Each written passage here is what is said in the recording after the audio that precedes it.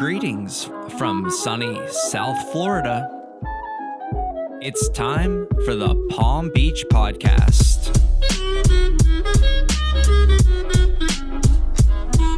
And the hosts of your show, sports chiropractor and athletic trainer, Dr. James Spencer. Photographer and art director, Mike Jones. Recorded live at the Media Zone Podcast Studio in Palm Beach County. Relax and enjoy the show. Hello and welcome to the Palm Beach Podcast. My name is Mike Jones. I'm here with my co-host, Dr. James Spencer. Cheers. Thanks for joining us today, Spence. We have a lovely guest with us. Straight from Boca Raton, originally from Vero Beach, we have Kirra O'Brien. She's a personal trainer, and Spence, I know that you've kind of been following her on social media for a while and interested in bringing her in to talk about some things that she's been doing. So yeah, let us know a little bit about how you you guys got to know each other. Yeah, so I think we followed each other's material online for a while now at this point, and a lot of the message that she promotes as far as working with clients and connection, as far as the human connection with them, is really what I appreciated about a lot of her message. So here you are. Welcome. Thank Media you. Zone. Yeah, thank you. Singer Island. So tell us a little bit about origin story and kind of where you came from, how you grew up, what sports you played, and kind of how here we are now. So I grew up in Vero Beach, Florida, and I never did any like team sports or anything like that growing up. I actually always just surfed. So that was kind of like my main thing all the way through elementary school, through high school. And when I was in high school, I was like, oh, I should probably look into team sports. But at that point, everyone's really good at everything. And I'm kind of like, okay, like too late to join lacrosse. Like, did you like the individual aspect of surfing? Oh, yeah. I hated team sports. Okay. I hated it. So Okay. I tried to avoid it with Sure. like, just sticking to surfing. But once I started to compete in surf competitions and stuff, I realized like I'm not competitive at all. I was just like, it took the fun out of it. Like instead of going out and surfing for, a whole day, I was like, oh my God, like I have to catch more waves than this person. I have to be better than this person. And the girls that I was competing against were like 4 or 5 years younger than me, like catching air. I mean, insane. Like they didn't Sure. go to school. They just were homeschooled and surfed. So I was kind of like, okay, it's not even fun for me at this point. Sure. So I realized like this needs to be recreational. How do I get into something that's not necessarily a team sport, but where I can still like challenge myself, better myself? And that's kind of when I got into the gym and fitness. And from there, I found a coach and I kind of got into like the whole bodybuilding world. Sure. Which is what I feel like a lot of people, if they don't do sports, they kind of fall into that hole, I guess, of physique training. So I did that for actually about like 3 or 4 years. And when I was, I think I was 17, I competed in my first figure show, like a teen figure show. So that was a really big moment where I realized too, like, okay, I still really don't like this. Like, I'm not competitive at all. Sure. And then at that point I was like, you know what, I'm just going to train for myself. I just want to be stronger, still build more lean muscle. So that's when I kind of just continued to do like a hybrid of like bodybuilding, powerlifting. And then I became a personal trainer and kind of continued things from there. And actually recently I started doing CrossFit. And I really like it a lot. what do you like about it? I feel like it's actually challenging my fitness and not just like, okay, how strong is she? Sure. I never was really into like the Olympic movements or anything, so that's been new. A little bit of the gymnastics has been like completely new, like handstand walking, all that type of stuff. So it's been just a really fun, different stimulus. And it's nice to go into the gym and like train for 45 minutes and be done rather Sure. than like, oh, I've got like a 2-hour 2 leg day hour ahead of me. Like, that's gonna suck. Yeah, we actually had a conversation recently about challenging yourself like mentally almost and like trying something new, and I know Spence does a lot of it with balance. Yeah. Because balance, like, it's like if you get caught in your head, then you just like fall off. Correct. Like, and so it's interesting to hear you kind of go through your path of figuring out, what keeps you stimulated and into it, even though like you don't have that pure competitive fire. Exactly. That's what I was going to say. I think it sounds like you're just more motivated about the new skill development. Yeah. and how quickly you can either learn things or get your workout done, right? Right. That's cool, because I think that's the future of adaptation, Yeah. is learning new things, Yeah.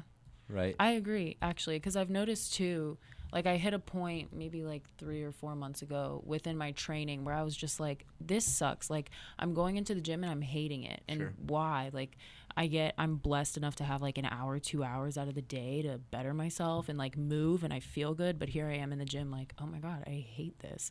So I really realized like I need to start learning something new because this is just so monotonous. And even on top of that with school, I've noticed like whenever the content starts to get like kind of repetitive, or I don't feel like there's something new that's making me curious, same concept, I'm just like, okay, this is boring. But when you have that, like, it's almost like it's a little scary, but it's exciting. It makes things so much more fun, which is honestly how I feel walking into CrossFit every day. I'm like, okay, what am I in for today? Well, how does it feel walking into a podcast studio? That's scary too. Yeah. I was a little scared. Come on, we're inviting. I mean, no, you guys are super inviting. That I wasn't scared about that. I was more just like, oh God, Kirra, like don't mess up. Again, So, editing. Don't worry about that. Yeah, thank you, post-production team. And for us, like, we felt very similarly, a few weeks ago, even, because we only have been here since July, and we had this idea to open Media Zone, and what are we going to do? And we're like, absolutely, we need to start our own podcast. What better way to not put too much pressure on ourselves, but just start asking people from the community that are doing good things, that have good vibes, that are spreading the right message. Let's bring them in here, Totally. Create a platform for, people to get comfortable with this, because this is like a new medium, Yeah. I know Spence has been a long time adapter. He'll tell you he's been listening to podcasts since like 1990 or something, but When I was 4. Before they were a thing. but we're so happy to have you in here, and for us, it's another opportunity to just kind of network and meet someone new, and kind of hear about the things for our listeners of maybe how you could help people with their personal fitness or their training in Palm Beach County as well. Yeah, I appreciate that. I really do. Well, now let's ask. So, because everybody's Palm Beach local, let's give a little shout out to the CrossFit. Which one? CrossFit Delray Beach. There you go. So, yep. And fortunately, we know those people over there, and Sean LaFlock has been here before. Sean LaFlock has been here before. So shout out to him and his coaching and what he's really promoted over there. That's something. I'm not a big fan of CrossFit for most people, but one of those gyms, that being one of the areas I would definitely send people to if they were interested in it. Yeah, that's actually why I chose the gym, because I was very like, I hate saying anti, but I was pretty anti-CrossFit. Like, Sure. I was one of those people that was like, no, I think that sport needs to be canceled. Like, I didn't like it at all. But I don't know, once I realized, like, I need to change it up, and I heard Sure. a lot of people that, like, I trust and I learn from say, like, no, you need to go to this gym. Like, they really program well. They know what they're talking about. And once I went, well, let me say this. Before I went there, I went to, like, a few other gyms. Sure. I'm not going to say the names. We don't need that's to. Rude. But it was not the CrossFit experience that I wanted to have at Sure, all. Like, sure. I remember one time I couldn't even complete the WOD. I don't think anybody in the gym did. And we barely made it like halfway through. And I was like, okay, what fun was that? Exactly. Like, it was bad. And then going into their gym, they're so welcoming, like so welcoming. The coaches are so smart. And every time I go in there, I actually genuinely think I really do learn something. Like 100%.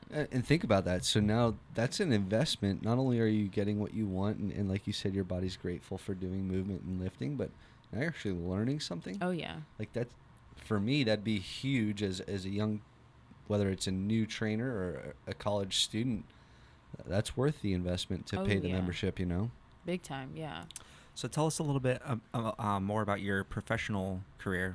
Like, what are you doing for work in Palm Beach County with personal training and fitness? So I started personal training when I lived in Vero in high school, just doing it throughout like a small gym. And then I realized, okay, like I see a lot of people doing online coaching, and that seems pretty cool because as a student, if I have tests, I need to study a lot the night before. It's not always convenient to be in a gym for 2 hours working with clients or whatever it may be. So that's when I kind of realized, like, okay, how can I kind of take this and bring it to like a virtual space, which is when I was like, you know what, I'm literally just going to try online coaching. And that's kind of where it mostly started. I was like, who needs help programming workouts, just simple stuff like Awesome. that. And then from there, it's still pretty basic. Like I keep things through like Word documents, Google Docs, stuff like that. But from there, I kind of was just continuing to market it through social media, Instagram, Facebook.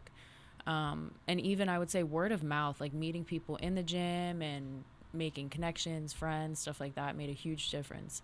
But definitely I've spent a lot of time like trying to market that and make that my main source of like income for now. Because as a student, it's really convenient. And Sure. I noticed too through my own social media, I had a following that wasn't all from like my area in Florida necessarily. So especially too when I moved to Boca, I was like, I don't know anyone. Like nobody here really knows me. Sure. So being a trainer, it's hard because you have to go to events, you have to meet people, you have to network. And I mean, that in its own, when you're a student, does take up a lot of time. So it's difficult as well. So being able to have like that online clientele and almost in a sense, like take them with me wherever I go, became so nice and like super convenient for sure. Well, good advice is Yeah, I good was advice, just gonna say right? that. Like, so, as long as people kind of resonate with your message and you know what you're talking about, I don't see, too many gaps with technology. Like, obviously, you want to be there for some practical and physical assessments, but for training plans and things, I would imagine that you could do most of it digitally nowadays, right? Mm-hmm. Yeah. And I definitely would say, actually, an issue I have with a lot of online coaches is some of them have never even like worked with people in person before.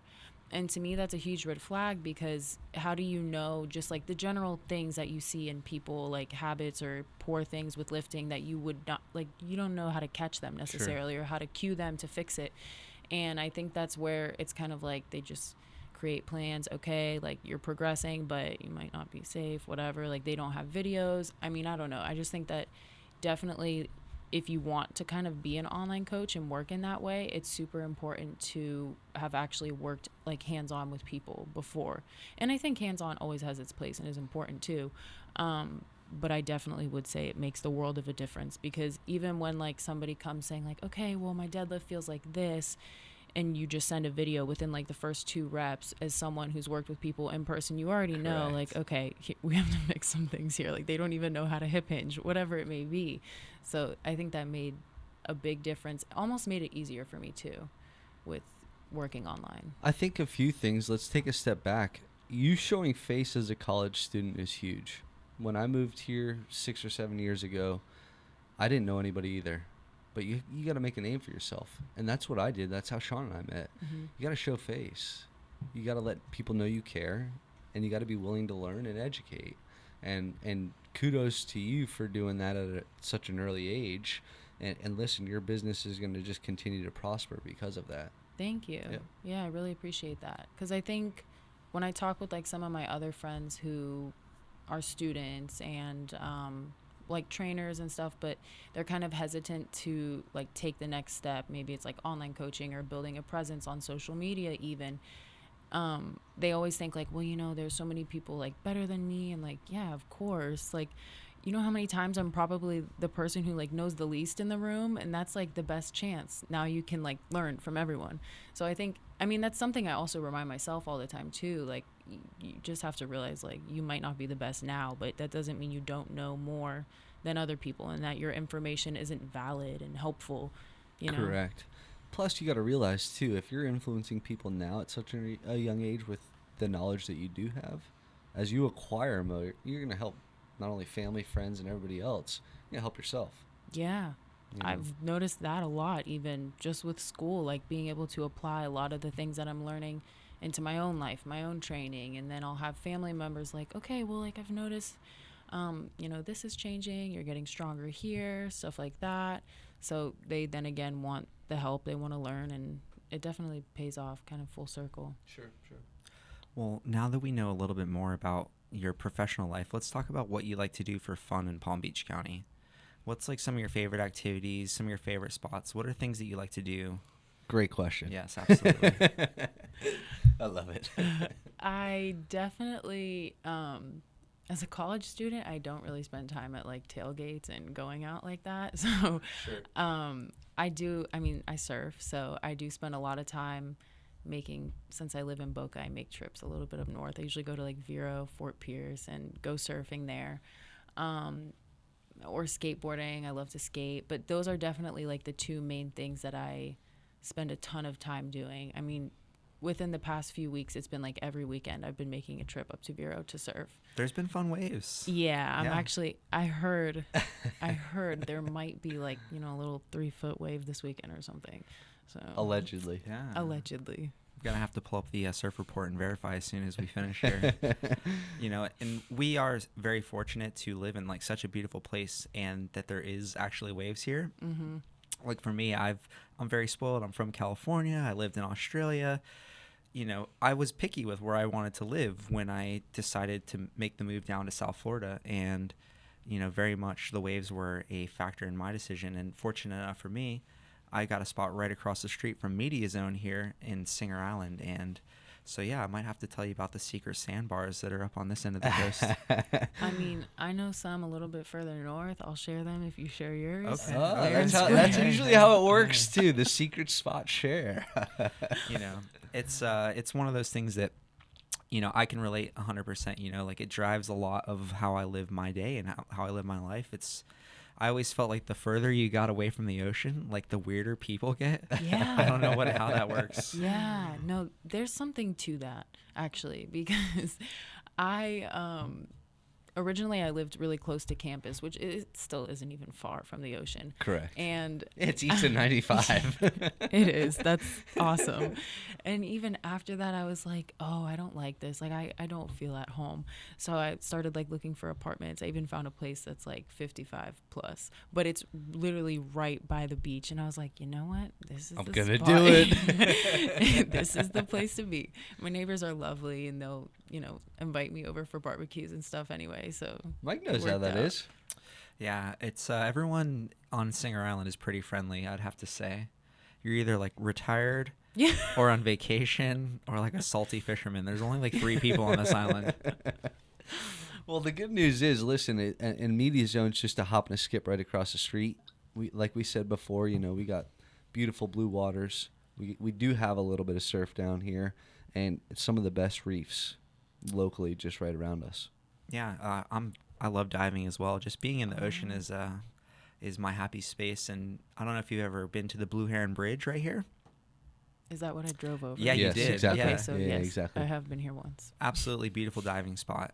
Wow. Like starfish and seahorses gosh. and manatees and Nature everything. preserve now, yes? Yeah. They did do like a protection act because people were stealing fish from underneath the bridge because it really is That beautiful. so tropical. Wow. Yep. I noticed when I was driving over and I saw people on stand-up paddle boards, it literally looked like I was in the Keys or something. Mm-hmm. I mean, I was blown away because even growing up in Vero, I always thought like it's really beautiful, but the lagoon does not look like what Not that like looks that, like. No, it was really beautiful. The inlet here in the Palm Beach Inlet is actually the closest that you can get to the Gulf Stream. Yep. And so like every day at high tide, it's just like 1 million gallons of fresh blue water come in. And so We usually do lunch at Sailfish Marina prior to our podcast, and every time we walk out, it's like an aquarium every time. Tons of fish, snapper, everything right there. Wow. Beautiful waters. So we are definitely spoiled living here. Oh yeah. I guess for the next time we invite you back on the podcast, we'll have to bring you over to Sailfish Sailfish Marina. Marina, yeah. Get the full experience. Yeah. They will be our third sponsor. Yeah, I know. White Claw, we're still waiting. We're still holding out. But that's so cool. So tell us a little bit about the move that brought you to Boca. What brought you south from Vero? Originally, I was just trying to find a school with a good exercise science program. So I actually looked at University of South Florida in Tampa. And then I looked at FAU. And when I looked at University of South Florida and I was touring the school, their program seemed really great. Sure. But the campus, I don't know. FAU's campus is really beautiful. And once I visited FAU, I was like, yeah, no. This is the way to go. It's just much prettier. And as far as like surf being a big part of my life, I was like, if I live in Tampa, I mean, I don't know. I feel like the West Coast doesn't get as much surf as the It East definitely Coast. doesn't. Yeah, it's not the Gulf of Mexico. Yeah. It's the Lake of Mexico. Okay, that's kind of what I figured. So then also I was like, okay, even though FAU is in Boca South, so, not as much surf, I'd way rather just drive like an hour or so north to get some surf for sure. So that's kind of what brought me down to Boca. And then just, I didn't want to be far away from my family. So I'm like an hour 30 away, which was really convenient. Hop and a skip. Yeah, not bad. Far enough where you're not in immediate reach of mom or anybody, It's Yeah. but if you need to go home and get your laundry done and get a home cooked meal, Not too far of a drive. yeah, absolutely. I know I'm much closer to my mom now than I've ever been, so I'm finding that family dinners are, a very prevalent thing in life now. Every Sunday night we get together and do it. It's nice to live in Palm Beach County and be close to family. It's like a dream come true for me.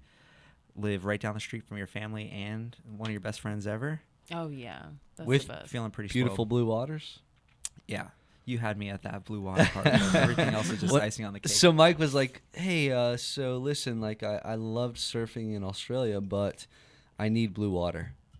And he's like, Jacksonville ain't cutting it. He's like, the surf's great up here, but it's brown. Yeah, it really is.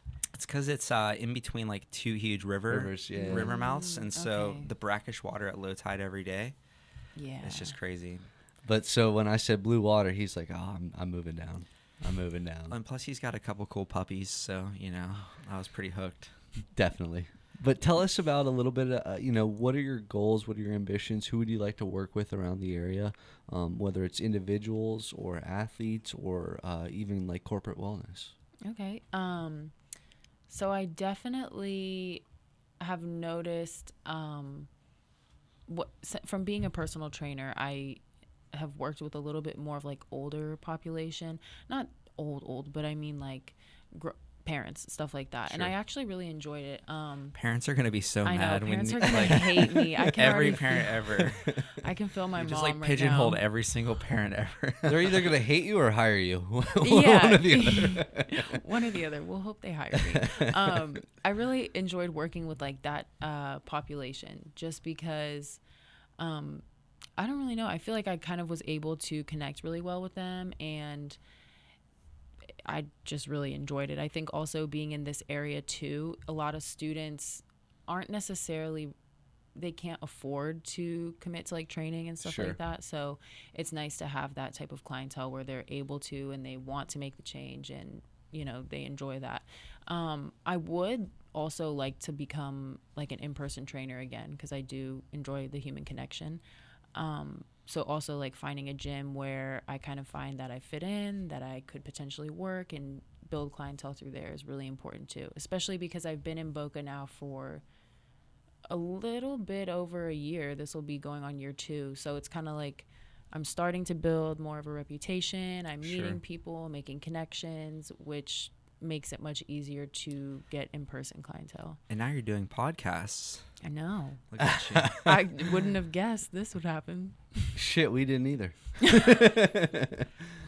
And talk about that dynamic because I think that's really interesting. I've been put in this position a few times in my life where you actually have to teach someone much older than you. Mm-hmm. Like, how do you approach that? What's some of your like coaching methods? Because I can just tell from sitting across the table from you for an hour that Right. like you're very personable. Like you can make yourself laugh, and I think those are reasons why people would want to book with you. But tell us a little bit about that dynamic of coaching someone that might be 20, 30 years older than you. Yeah, I actually was really nervous at first. I remember the first like in-person client I had, I was like, oh my God. Like I was extremely nervous. But then I had to realize too, they came to me because I essentially know something that they don't. They want the help. They need the assistance. So that kind of helped to build my confidence with it. But I've also noticed previously I'm able to learn a lot from my clients as well. So I think that's why I enjoy it, because it's not boring to me. It's not just like we're the same age talking about the same things that are going on in life. I'm genuinely learning things and gaining wisdom, whatever it may be.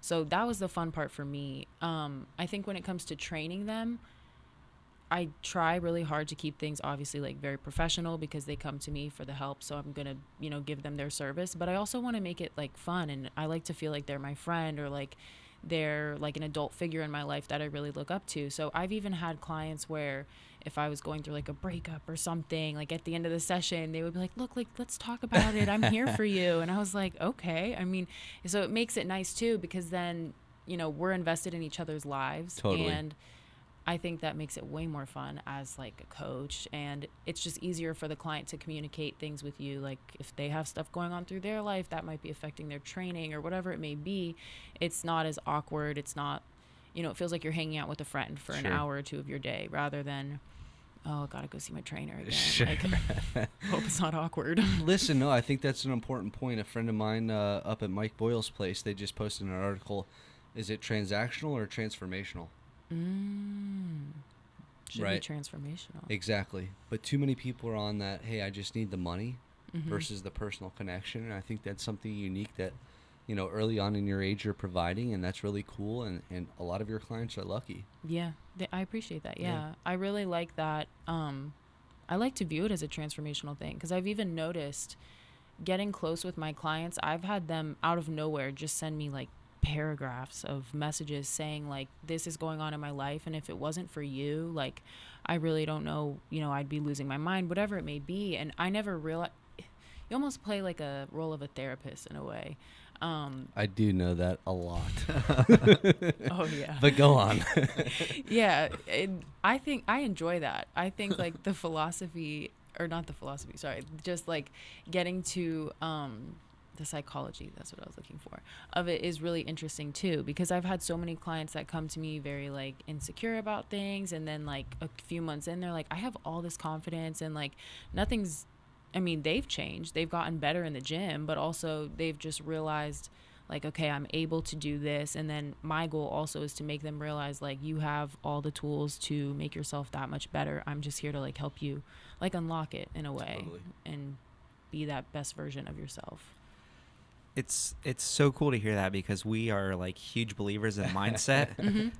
You know, for us, it's like, you know, that PMA lifestyle is something that we really subscribe to. Like, you know, for me, it's, you know, you have to be able to stop caring about what everyone else thinks and does and just live like your own best life. And sometimes you just have to surround yourself, like that saying, like, you know, you're the average of the 5 people that are around you. Like if someone starts hanging around you, I can guarantee that they're going to have a raise in vibration, a raise in, you know, Energy just and everything else. everything. Yeah. So it's so cool to hear you say that, because it's literally the last like 6 episodes we kind of touch on it like almost every single time. That's the message that we're promoting, and honestly, that's why you're here. You know, this was something that I saw in you, and I talked to Mike about it. I said, I think we need to have her on.